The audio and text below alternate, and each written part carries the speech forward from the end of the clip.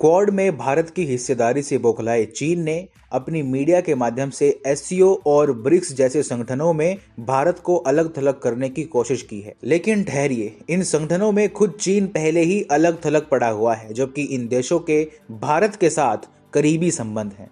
भारत के खिलाफ एससीओ और ब्रिक्स देशों को भड़काने की कोशिश कोई रंग नहीं लाने वाली। TFI पर आपका स्वागत है और मैं विक्रांत धड़क आपको बताऊंगा कि कैसे अब चीन क्वाड में भारत की सक्रिय हिस्सेदारी से पूरी तरह बौखला चुका है। बीते शुक्रवार को पहली बार क्वाड देशों के नेताओं की एक वर्चुअल बैठक हुई, जिसमें प्रधानमंत्री नरेंद्र मोदी के साथ ही अमेरिकी राष्ट्रपति जो बाइडेन, जापानी प्रधानमंत्री योशिहिदे सुगा और ऑस्ट्रेलियाई प्रधानमंत्री स्कॉट मॉरिसन ने हिस्सा लिया। भारत अमेरिका में सत्ता परिवर्तन के बाद भी जिस प्रकार क्वाड में अपनी भूमिका को और अधिक सक्रिय बनाता जा रहा है, उसने अब चीन को संकट में डाल दिया है। इसका सबसे बड़ा सबूत है क्वाड में पीएम मोदी की हिस्सेदारी से पहले आया चीनी मीडिया का विलाप।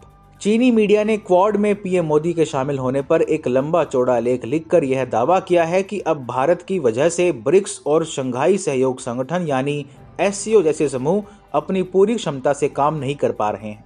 चीनी सरकार के मुखपत्र ग्लोबल टाइम्स ने एक लेख में यह दावा किया कि भारत अब ब्रिक्स और एससीओ जैसे संगठनों में एक नेगेटिव एसेट बन गया है, जिसके होने से नुकसान ज्यादा है और फायदा कम। लेख के मुताबिक आतंकवाद और कर्ज के लेन देन के अलावा अन्य मुद्दों पर भारत इन समूहों में कोई भूमिका नहीं निभा रहा है। वर्ष 2017 में डोकलाम संकट के बाद ब्रिक्स और एससीओ संगठन भारत के रवैये के कारण कोई खास उपलब्धि हासिल नहीं कर पाए हैं। भारत बाकी देशों के साथ कोई सहयोग नहीं करना चाह रहा है। इस सब से दो बातें पूर्ण रूप से स्पष्ट हैं।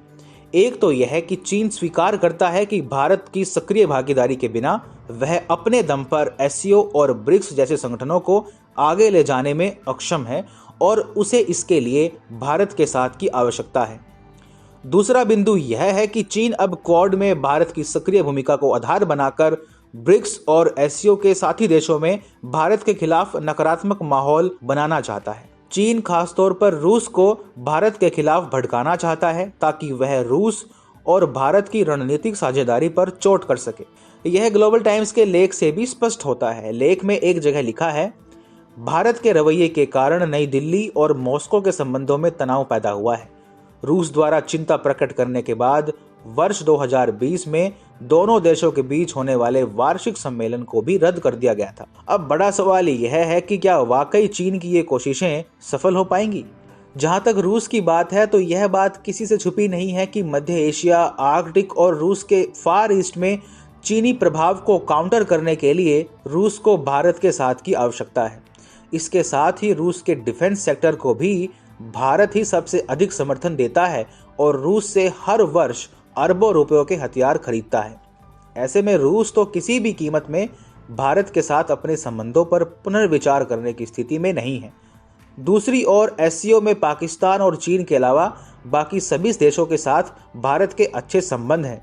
उज्बेकिस्तान, ताजिकिस्तान और किर्गिस्तान जैसे एससीओ के साथी देश पहले ही चीन के BRI के सबसे बड़े प्रतिद्वंदी भारत के international north south transport corridor में अपनी हिस्सेदारी को सुनिश्चित कर चुके हैं। ब्रिक्स की बात करें तो यहाँ खुद चीन अलग थलग पड़ा हुआ है। ब्राजील, रूस, भारत और दक्षिण अफ्रीका जैसे देशों के आपसी संबंध बेहद मजबूत हैं। भारत ने जहां एक तरफ ब्राजील और दक्षिण अफ्रीका जैसे देशों को अपने वैक्सीन मैत्री अभियान के तहत चीनी वायरस की वैक्सीन उपलब्ध कराई है, तो वहीं रूस की स्पुतनिक 5 वैक्सीन का बड़ी मात्रा में भारत में ही उत्पादन हो रहा है। ऐसे में अगर चीन की मंशा यह है कि वह क्वाड का ढिंढोरा पीटकर एससीओ और ब्रिक्स जैसे संगठनों में भारत को अलग थलग कर देगा, तो यह उसकी सबसे बड़ी भूल है।